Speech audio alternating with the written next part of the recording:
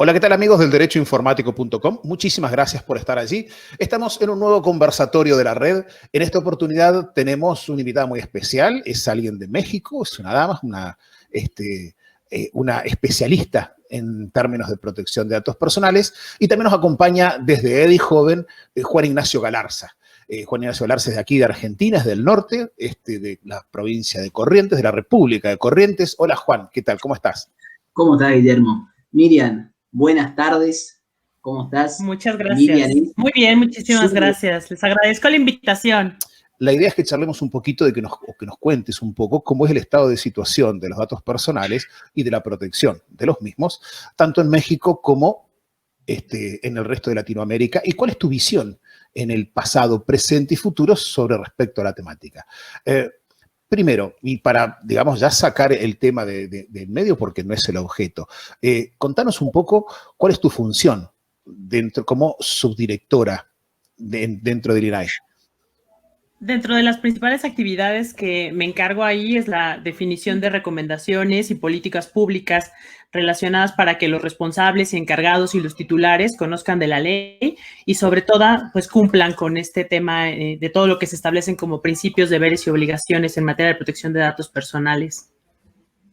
Bien, Ignacio, vos tenías una pregunta. Tengo una pregunta. Miriam, ¿cree que con la pandemia adelantó años a estas nuevas tecnologías?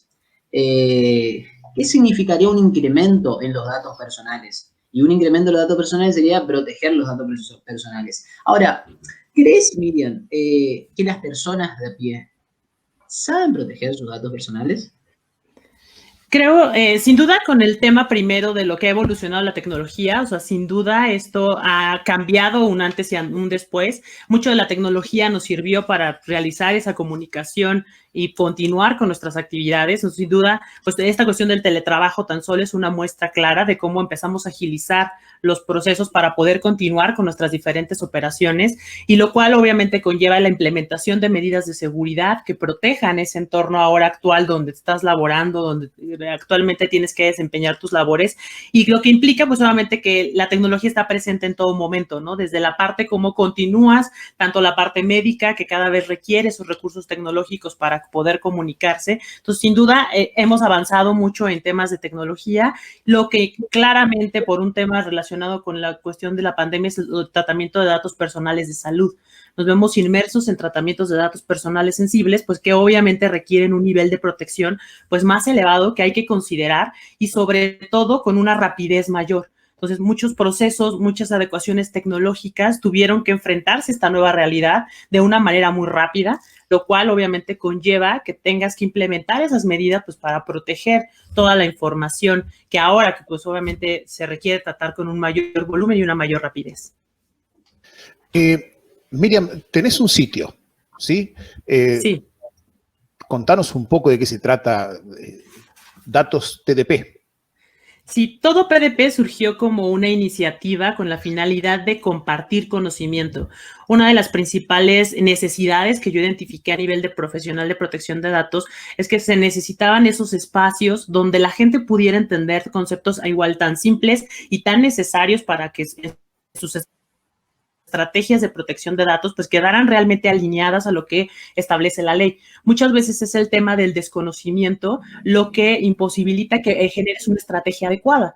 Entonces, claramente el objetivo principal es llevar esos conceptos, esos conocimientos que te permitan de una manera más fácil entender todo lo que legalmente se establece y que a veces traducirlo a un lenguaje como personas de tecnología, yo soy una persona de tecnología y a veces entender esas cuestiones legales pues nos ha costado trabajo y en el día a día y la experiencia, pues buscaba justamente llevar ese sitio y facilitar esos conceptos, esa manera en la que pudiera yo explicarlo, tal vez a mí como me hubiera gustado que me lo explicaran a mí cuando lo empecé a entender, ¿no? Entonces, justamente es ese objetivo y que busca ser una comunidad de conocimiento. Miriam, modo incógnito. ¿Es incógnito o lo fue alguna vez? Pues sin duda tiene sus particularidades esta función del modo incógnito. En algunas ocasiones incluso han sacado estudios donde hablan que no es tan incógnito como dice ser y hay elementos pues que todavía te generan esa trazabilidad de búsquedas, esas condiciones de información que todavía pueden ser identificadas a través de esta modalidad, aunque pareciera una cuestión incógnito, y que obviamente depende incluso de muchos elementos que al paso del tiempo se consideraban seguros y ahora no lo son, ¿no? Hay nuevas amenazas o nuevos entornos, como veíamos, por ejemplo, protocolos de seguridad que en aquel momento eran totalmente seguros y te garantizaban y te daban esa confianza de seguridad, y actualmente pues ya ha habido ataques relacionados con ello, pues que ya no lo hacen 100% seguro, ¿no? ¿Cuáles crees vos o cuáles ves vos como principales objetos de preocupación hoy en día en materia de protección de datos personales? Sin duda, con justamente este tema de la pandemia, uno de los principales ahorita es el tratamiento de datos personales de los menores. Los tenemos en unas condiciones para continuar las clases a distancia, la adaptación hacia estos nuevos entornos, considerando a veces que hasta los padres ni siquiera tienen esa cultura, ¿no? Entonces, el uso de herramientas que ahora te van a permitir garantizar esa continuidad a nivel de la educación y que muchas veces no están adecuadamente configuradas, no se tiene establecido bien qué datos son los que se van a recabar, y además pues una falta de cultura que pues justamente es necesario ir trabajando poco a poco tanto en los niños como los adolescentes, ¿no? Veían por ahí reportes donde hablaban que en este tiempo los niños han interactuado más con tecnologías o aplicaciones, como algunas que incluso invaden su privacidad y ellos ni siquiera no lo saben, ¿no? O los papás, pues por el tema de tener que trabajar y a la vez tener la cuestión educativa de los hijos a la par, pues a veces los papás dejaban de lado las configuraciones o revisar qué aplicaciones, qué herramientas utilizaban, y lo cual exponía a los menores y ellos darse cuenta, ¿no? Miriam, entonces, ¿se debería educar a los chicos y a partir de qué edad se debería educar sobre la protección de datos personales? Totalmente, o sea, yo creo que el hecho de que nosotros desde jóvenes empecemos con ese conocimiento, llámese incluso los niños deberían de recibir esos conocimientos de que tienen derechos, de que deben protegerse sus datos, que es a través de sus padres donde pues pueden proteger o exigir esos derechos, y justamente eso cuando vayan creciendo pues va a hacer que sean ciudadanos, que tengan esa capacidad de ejercer sus derechos porque los conocen desde que son pequeños. Entonces, creo que hay muchas iniciativas que se han trabajado desde diferentes países, no solo en el caso de México, he visto cómo que buscan cada vez llegar más hacia los niños pequeños para enseñarles cosas tanto de datos como también en temas de ciberseguridad.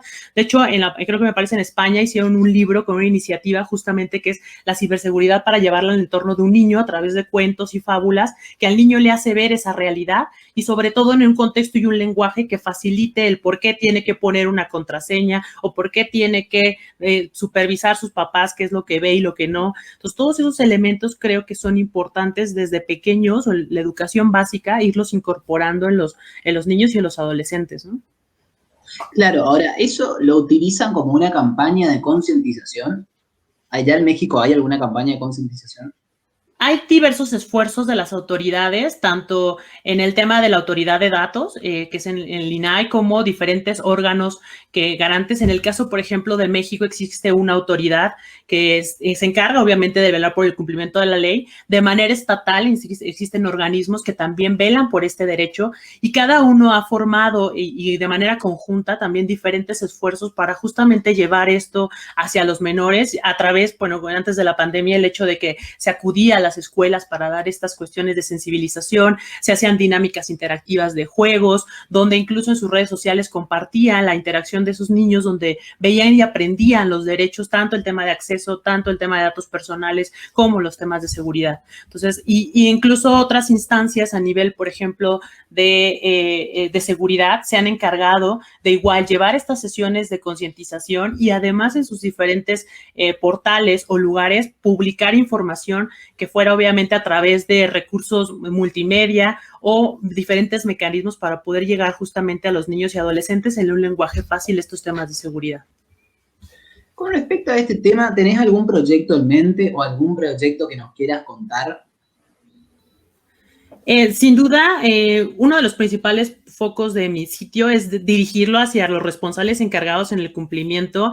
Sin embargo, pues he notado que hay diferentes materiales que es necesario también compartir a los niños, y se han establecido algunos pequeños videos o secciones de recomendaciones hacia los titulares, aunque empezó con un giro, digamos, el sitio de Todo PDP dirigido a las empresas o responsables de instituciones públicas o privadas. Ahora también se toma unas pequeñas iniciativas con tratar de llegar a concientizar a la población y que muchas veces son compartidos esos videos y pues son del agrado de pues por lo menos gente cercana que me ve, pues ve que estoy tomando esa iniciativa hacia la parte también de los titulares, ¿no? Lo cual es pues novedoso para la gente.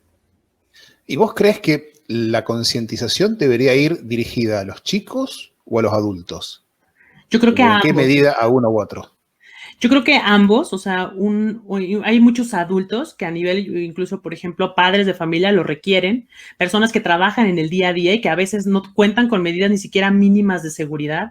Entonces, como siempre lo he dicho en los cursos que imparto, si la gente en el día a día no establece medidas para proteger sus propios activos, sus propios instrumentos de trabajo, difícilmente en una organización vas a seguir todo el protocolo que marca a nivel organizacional, ¿no? En algún momento, pues vas a hacer ese punto vulnerable por el cual se genera algún incidente. Entonces, siempre es importante tanto lo que aprendes en la organización a nivel de seguridad, llevarlo en el día a día a tu casa y replicarlo con la gente que está cerca de ti, llámese tu familia, llámese tus hijos. Entonces, todas esas herramientas y medidas que tú vayas aplicando, pues obviamente te va generando una cultura que después también lo vas a trasladar a tu organización y que a la larga, pues va a ser un beneficio conjunto tanto a nivel personal como a nivel profesional. ¿En qué año empezaste con estos temas?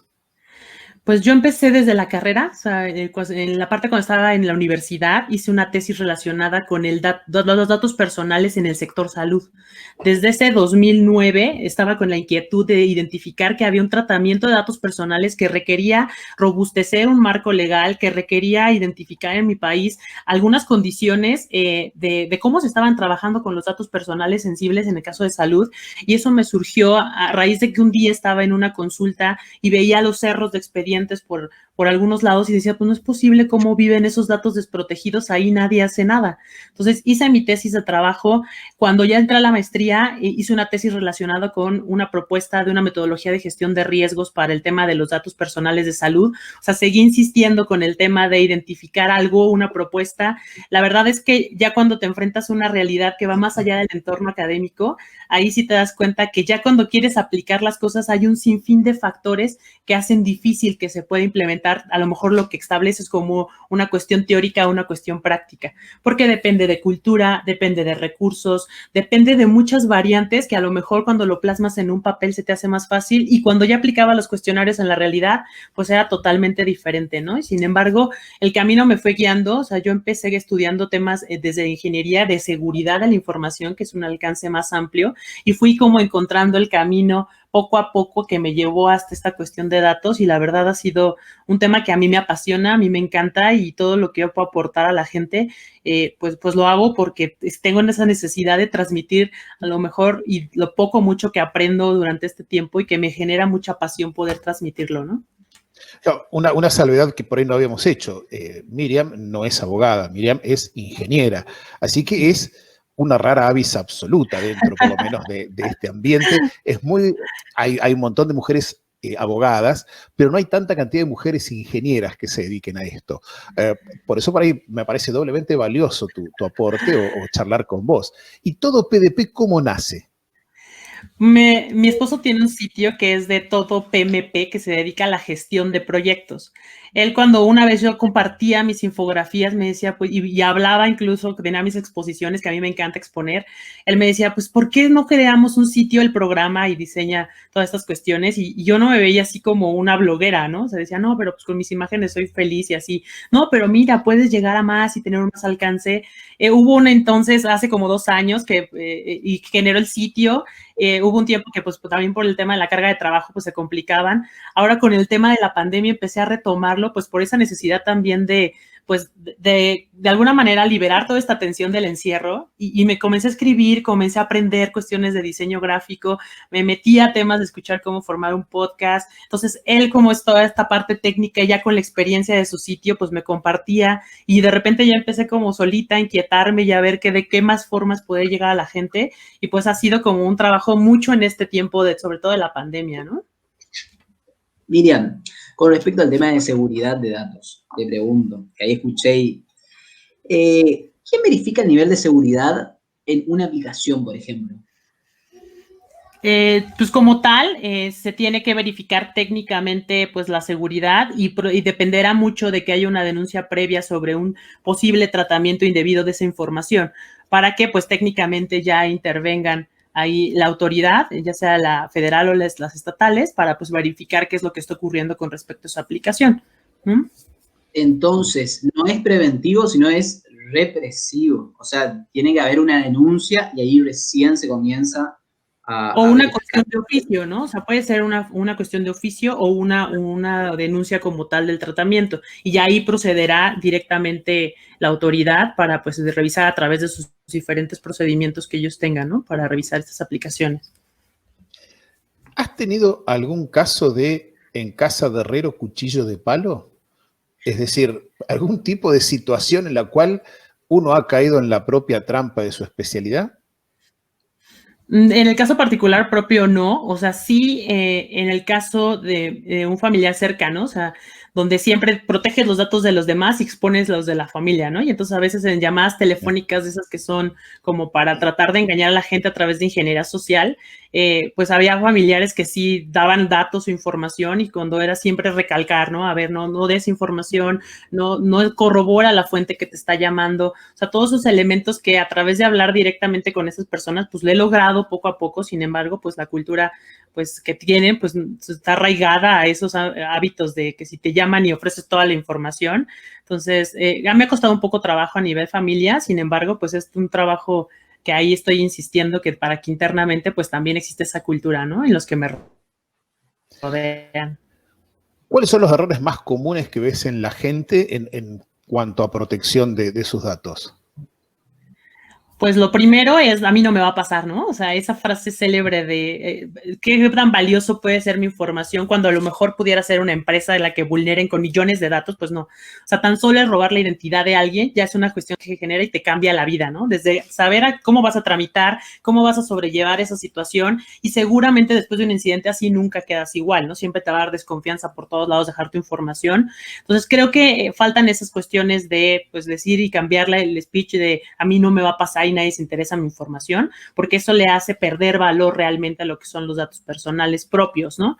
Otro, pues implementar las medidas básicas, ¿no? El tema de las contraseñas es como de lo más común, o sea, ver reportes cada año y siempre es el 1, 2, 3, 5, 6, 7, el nombre de mi perro, etcétera. Entonces, todos esos patrones que la gente piensa que no son importantes y que para qué hago una contraseña que sea muy, muy compleja para que la olvide. O sea, creo que son elementos muy específicos que la gente debe empezar a trabajar más y tener una cultura en proteger esas contraseñas. Otro es el tema de las políticas de privacidad, ¿no? Nadie quiere leer las políticas, pero sí nos quejamos cuando hay un maltratamiento, ¿no? Entonces, incluso encontré una vez que estaba navegando en internet, una aplicación que hicieron a través de inteligencia artificial que te facilita la lectura de las políticas de privacidad de algunas aplicaciones o de algunos programas o sitios web. Entonces te lo dan y de una manera muy gráfica te explica cómo está esa política, cómo funciona, qué datos trata, con quién los comparte. Entonces, tan solo con el ejercicio de que una persona pudiera ver realmente qué está pasando con sus datos y qué puede pasar con su información. O sea, creo que la gente de verdad buscaría más leer las políticas de privacidad, ¿no? Y otros elementos, pues, tomar las recomendaciones que ya cada vez existen más en Internet, ¿no? Sabemos y nos bombardean por infinidad de lados de configura tu celular, si lo vas a vender, bórralo, ten una contraseña diferente para cada uno de tus perfiles, o sea, todas esas pequeñas iniciativas que deberían dejar como algo en cada quien y no solamente ser a lo mejor una imagen que le das like porque te gustó cómo está diseñada, sino que realmente en el día a día lo apliques y funcione, pues obviamente para resguardar tu propia información personal, ¿no? Y el tema otro es el tema de los respaldos.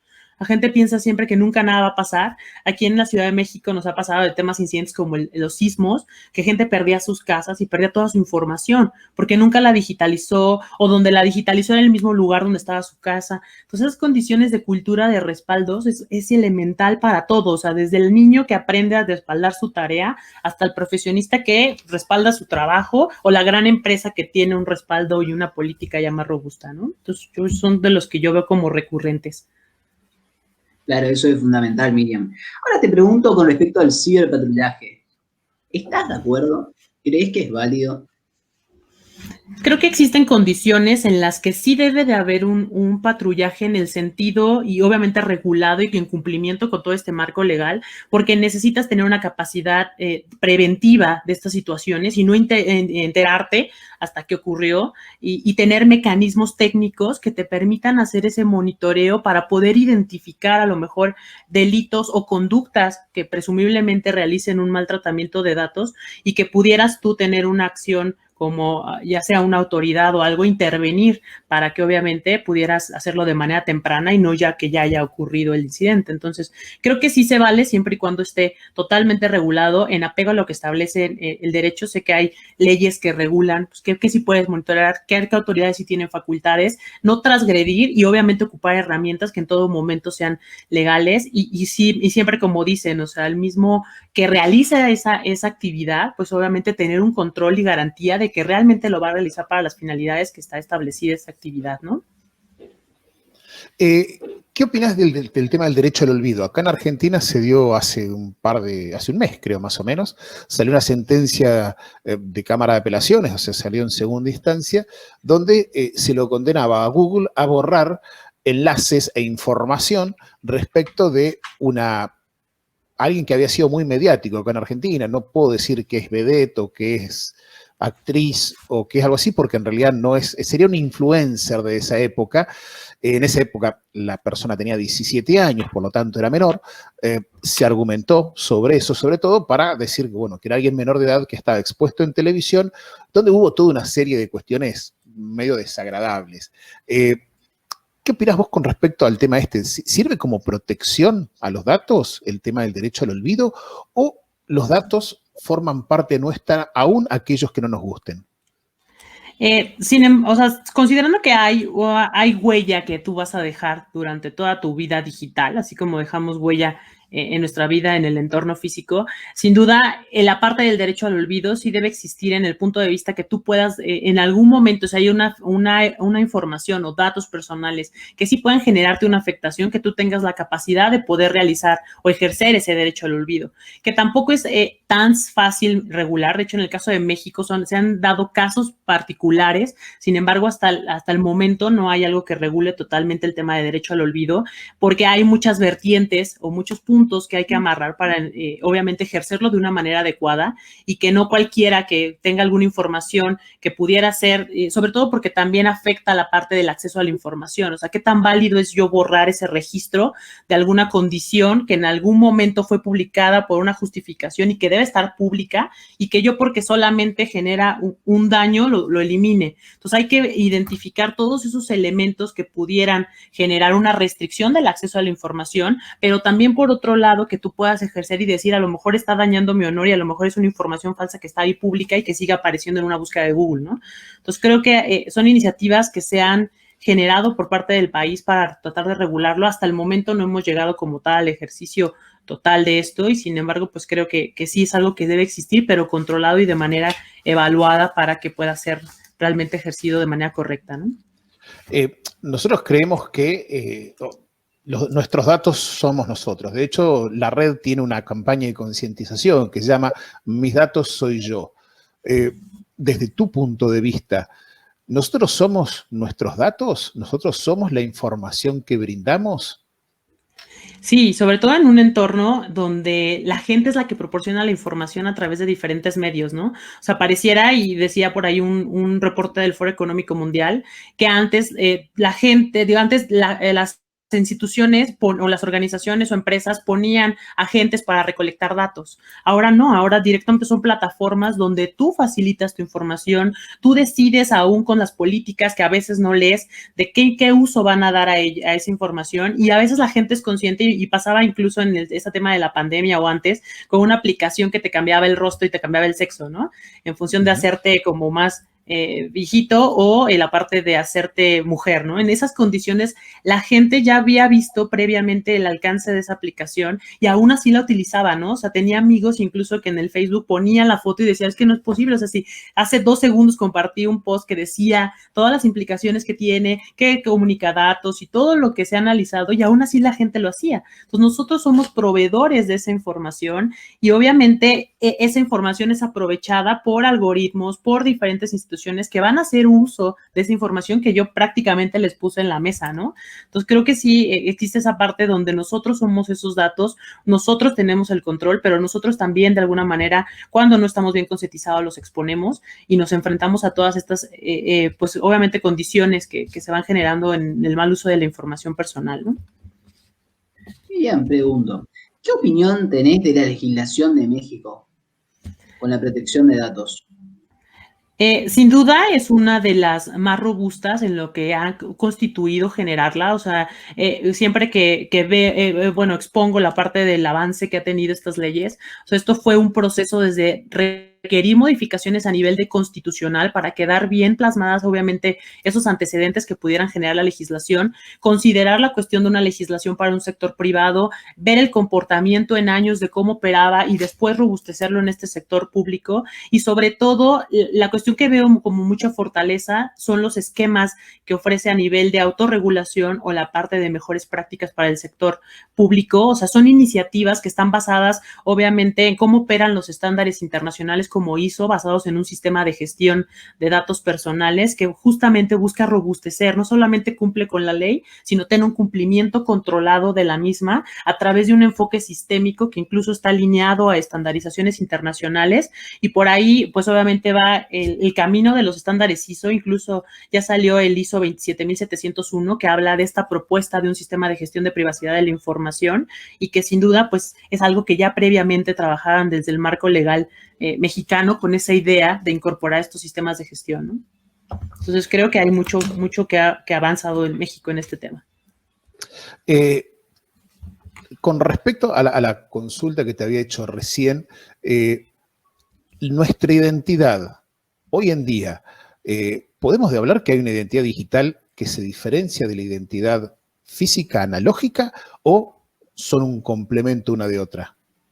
De mi perspectiva son un complemento, o sea, mucho de lo que de ti existe como persona, pues existe también en tu entorno digital y obviamente cada vez esa identidad digital pues va adquiriendo más importancia, tanto para temas de contrataciones, incluso ocupan, me ha tocado ver así empresas que ocupan motores de búsqueda para saber cuál es y si es congruente esa identidad digital con esa identidad que presentas tú cuando directamente van a contratarte y sin embargo, pues muchas veces la gente difícilmente, sí hay casos, o sea, sí se dan casos donde esas identidades son distintas, pero la mayoría de los casos pues siguen una congruencia de lo que es la gente en el entorno físico a su entorno digital, ¿no? Y de hecho hay campañas que yo he visto que buscan reforzar mucho eso, ¿no? O sea, mantén una identidad digital que sea congruente con tu identidad en el entorno físico, ¿no? Con el objeto de que no seas uno en un lado y te transformas en otro, ¿no?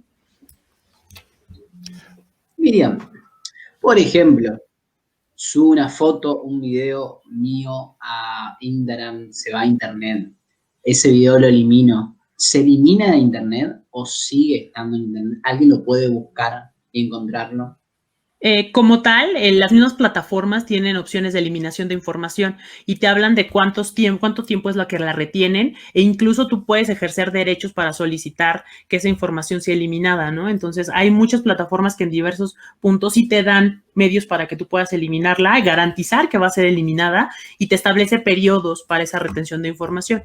Entonces, mientras no exista esa solicitud o la gente no busque esos medios, pues la información prevalecerá, ¿no? Entonces, muchas veces es justamente que las personas no sabemos que sí podemos realizar ese borrado de información y que existen los medios y los canales que cada vez más plataformas están proporcionando para ello. Cuando vos te viene, o sea, no sé bien por ahí cómo funcionarás, si trabajás en forma particular también o a través de tu página, ¿cuál es el tipo de consultas más recurrentes que tenés en materia de protección de datos personales? Pues sin duda muchas relacionadas con la implementación de lo que es este sistema de gestión, de entender la parte de los esquemas, de entender cómo es esto de la autorregulación. A veces la parte de incorporar este concepto de sistema de gestión les ha costado un poco de trabajo a las instituciones. Entonces a veces eso los confunde en entender qué es un sistema, porque a veces se van con la idea y muchos me ha tocado que piensan que es un sistema informático que instalas y mágicamente protegen los datos. Entonces creo que ese concepto ha sido los que más encuentran la duda y se han acercado como para preguntarme cómo funciona, qué es, cómo lo implemento, qué tengo que considerar. Y justamente, pues es lo que he buscado a través de los cursos, que incluso por ahí di en unas sesiones donde les platicaba cómo lo implementaban, qué elementos tenían y que sobre todo no implicaba algo extraordinario que no fuera lo que ya tienen solamente armado como un rompecabezas integral y que les permitiera pues tener una estrategia de protección de datos, ¿no? ¿Cómo ves a nivel Latinoamérica el tema de la protección de datos personales? ¿Hay diferencias de país a país o notás que es un desastre uniformemente o que es maravilloso en forma uniforme? Yo creo que van avanzando a manera que sí están muy influenciados con todo lo que se ha generado por parte del reglamento europeo. He visto muchos esfuerzos, por ejemplo, de la autoridad de Argentina, de la autoridad de Colombia, que cada vez, de la de Uruguay, que tienen guías, recomendaciones que van muy alineadas a dar a conocer a los encargados y responsables sus obligaciones, pero también ya se están dirigiendo más hacia el sector de los titulares, manifestando obviamente también lo que la autoridad y lo que pueden tener en cuestión de la garantía de que se pueden proteger sus derechos. Entonces, yo he visto esfuerzos, por lo menos en medios de redes sociales y todas estas iniciativas, que están uniendo esfuerzos para difundir, para comunicar y transmitir que existen leyes en cada país, que tienen particularidades, sí, pero en fin, el principal objetivo de todas es la protección de datos personales con sus principios, con sus derechos, con sus obligaciones, y que obviamente existe un ente, o sea, he visto cada vez más las figuras de estas autoridades, que incluso se han manifestado diversas reformas en leyes para incorporar toda esta cuestión de las tecnologías, todos estos elementos de la protección de datos personales. Hay redes como asociaciones que también han buscado generar pues mayor conocimiento. Uno de las cosas que me ha llamado mucho la atención en estos tiempos del tema del confinamiento, se han abierto muchos foros de exposición, muchas asociaciones han presentado su conocimiento, han platicado de temas muy interesantes como la portabilidad, como la cuestión de las transferencias, como muchos mecanismos de que a nivel cada país, y que a ti como experto cuando los escuchas, pues oyes cómo se está comportando el ejercicio del derecho en los diferentes países y que pues comparten obviamente mucha similitud en la aplicación y que seguramente en todo punto pues hay mejoras, pues sí, hasta en legislaciones locales hay mejores como país y que ha sido pues un proceso gradual y pues creo que van de la mano con alinearse mucho a lo que establece por ahí el reglamento europeo, ¿no? ¿Hay mitos en materia de protección? O sea, hay gente que dice, no, yo le saco la batería, pongo el celular adentro del congelador para que nadie se entere de lo que estoy hablando. Después que salió Citizenfour, el documental de Snowden, yo tenía amigos que me decían, no, porque a nosotros nos escuchan por todos lados. Y yo decía, bueno, a ver, ¿qué es lo que te van a escuchar cuando saludas a tu mamá? O sea, no tienen que escuchar ni siquiera eso. Pero decían, no, yo le saco la batería. Cuando no quiero que se enteren, le saco la batería del celular para que no me escuchen, o lo meto dentro del freezer. Digo, bueno, si a vos te hace feliz y te deja tranquilo, me parece maravilloso, pero ese tipo de cosas, ¿vos hay mitos que conocés o es todo verdad? Pues no, sin duda hay mitos, hay también experimentos que yo he visto que a veces sorprenden, o sea, puede ser que de repente no tengas, no hayas realizado ninguna búsqueda en tu teléfono y estás platicando y de repente te aparecen cuestiones relacionadas con lo que estabas platicando, ¿no? Y me ha tocado de viva voz verlo, cuando no activas absolutamente nada y de repente aparecen cosas que sí te sorprenden y creo que mucho a la larga ha generado que se hagan ya muchos programas sobre este tema, ¿no? Ahorita hay apenas uno en Netflix que habla del tema de las redes sociales y que cuando lo vi dices, pues sí, cierto, llega un punto donde tú mismo, aunque te dedicas a estos temas de datos, estás inmerso también en el entorno de redes y llega un punto donde pues descubres que con tu información pues pueden hacer muchísimas cosas, se puede analizar un sinfín de información al respecto y que sin duda pues sí va generando en la gente pues cierto escepticismo, pero parece que les dura muy poco el efecto, ¿no? O sea, yo he visto mucha gente que sí se asusta, pero pues de todas maneras le pones like y estás esperando que te pongan like y compartes y todo. Entonces total, creo que sí se ha promovido, ¿no? Total, ya está. Uno dice, ya estamos entregados. Todos mis datos lo saben todo. ¿Qué vamos a andar dando tanta vuelta con esto? Si de todos modos. Porque la otra, antes de pasarle la posta a Juan para que te haga una consulta, a mí hay algunas cuestiones que me causan gracia en el tema de la gente o cómo maneja los datos la gente. No sé si has visto por ahí cuando en Facebook publican, dicen, no autorizo a Mark Zuckerberg a que Facebook tome mis datos y utilice mis fotos. Las cadenas, ¿no? Sí, señora, está publicando hasta cuando va al baño y le molesta que Mark Zuckerberg use sus fotos, o sea, a mí, aparte me lo imagino a Mark Zuckerberg tirado en el sillón así, riéndose, diciendo, uy, Juana me dijo que no me da permiso. La verdad que a mí me causa cierta gracia esas cosas. Pero la otra opción a todo esto, Miriam, es quedarnos afuera. Porque yo, a medida que vos nos ibas contando recién, yo pensaba, bueno, a ver, Bárbaro, a mí me bajo una aplicación. Soy de los que nunca leen los términos y condiciones porque más o menos digo, bueno, quiero usar necesito usar esto. Si leo los términos y condiciones no la voy a descargar ni la voy a aceptar. Entonces mejor no lo leo y acepto igual. Es como cuando te dicen, mira, esa persona no te conviene, pero a vos te gusta. Pero esa persona te va a meter los cuernos, pero a vos te gusta. Esa persona te va a ser infiel, no importa, a mí me gusta. Y vos vas y lo haces. En el caso de las aplicaciones, a mí me da la sensación que es algo así. Vos sabés que no está bien, vos sabés que te va a perjudicar o que vas a estar entregando información, pero lo haces igual. Es como una especie de placer culposo, digamos. Pero hagamos de cuenta que tanto Juan como vos como yo leemos todas las aplicaciones, leemos los términos y condiciones, somos rigurosos y cumplimos con nuestro mandato y no aceptamos nada. ¿Qué hacemos? ¿Qué nos queda en el celular para poder usar?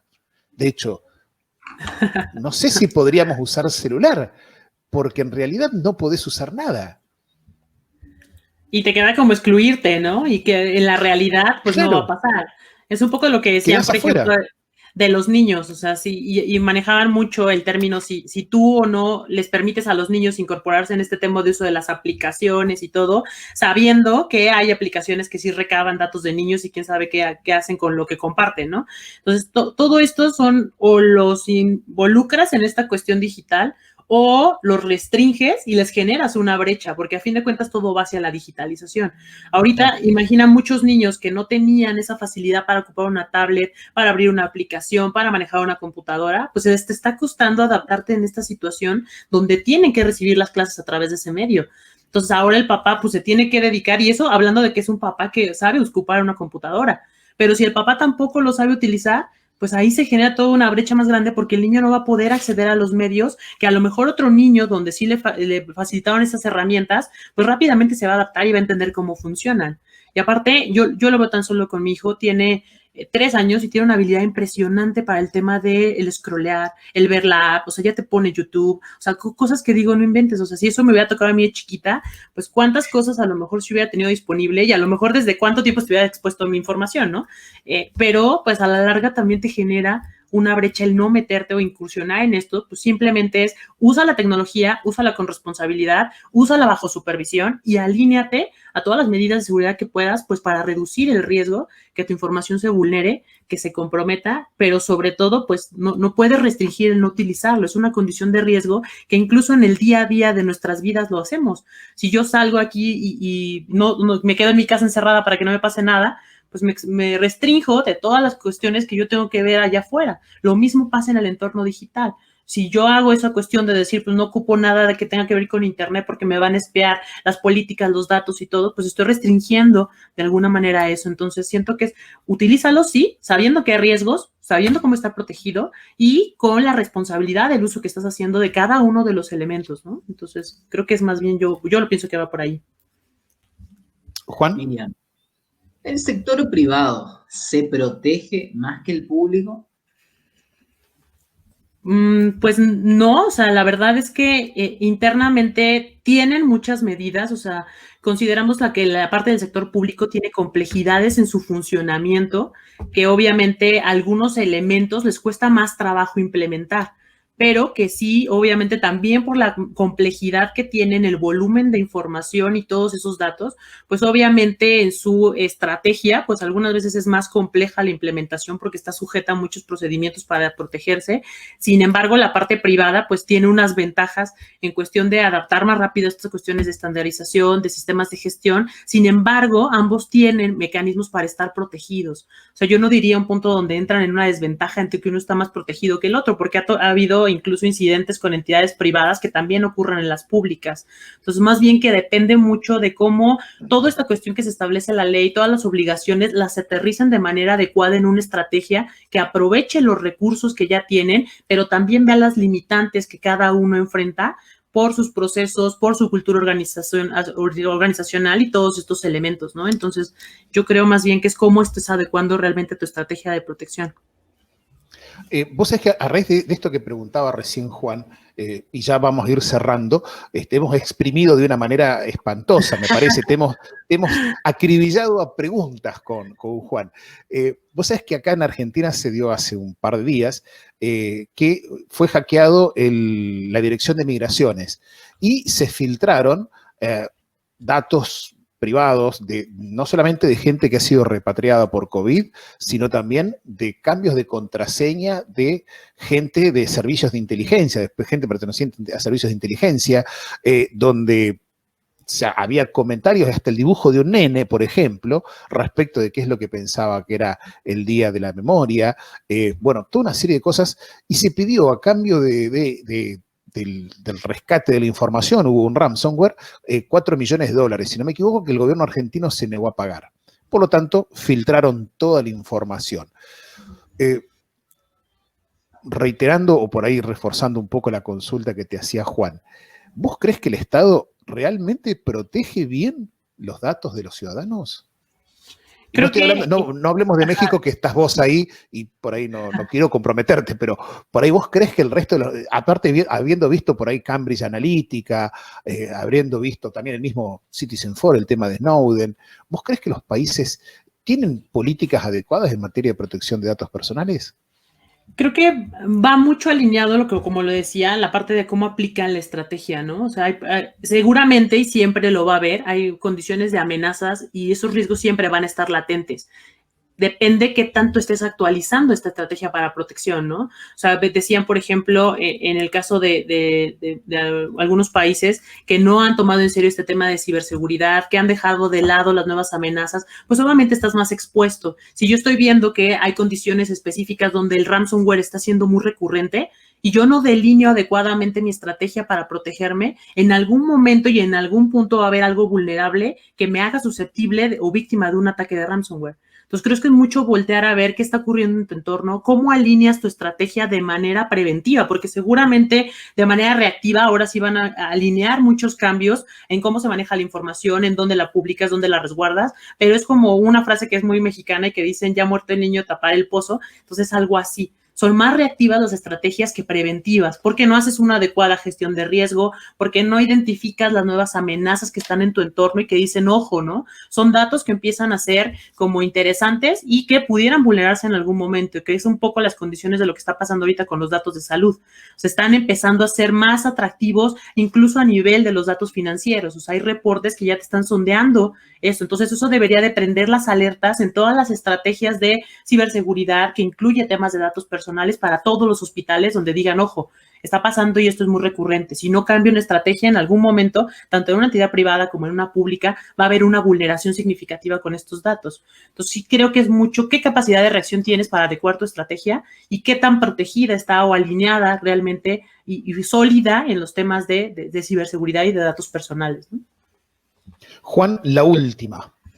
Miriam, aparte de todos estos consejos que nos diste, que te agradecemos mucho, ¿cómo lo ves a la Argentina y en qué podría o qué le está faltando a la Argentina para mejorar la protección de sus datos?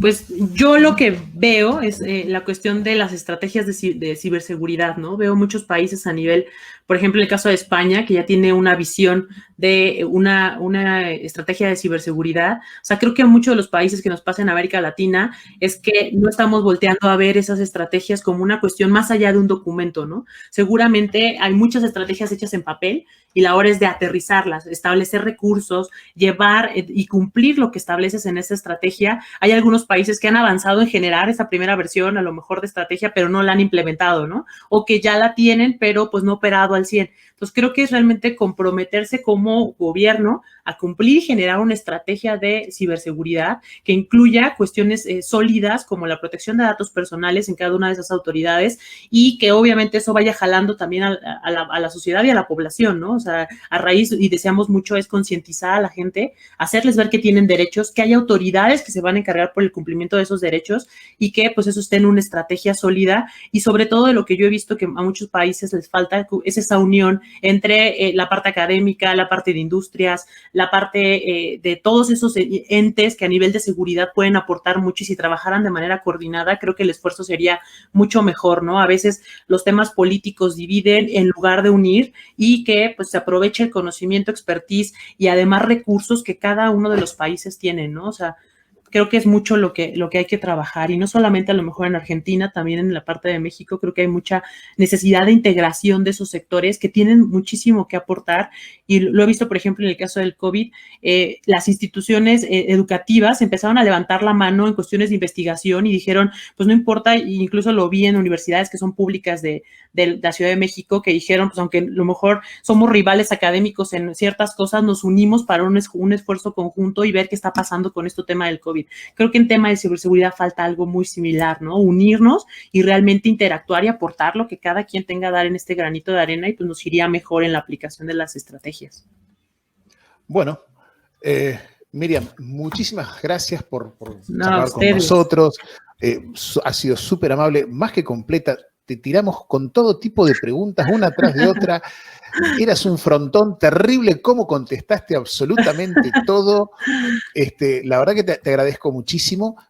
Juan, por supuesto, también te agradezco a vos que me hayas acompañado y me hayas ayudado tan bien a charlar con Miriam, con tu trabajo de investigación, porque Juan fue el que se encargó por ahí de, ya te digo, stalkearte un poquito para ver qué era lo que podíamos conversar con vos. Te felicito por tu iniciativa, todopdp.com. La verdad que me ha parecido excelente y me ha llamado mucho la atención. Te he seguido en redes sociales. Contales a la gente por ahí cómo pueden hacer para seguirte en redes sociales, Miriam.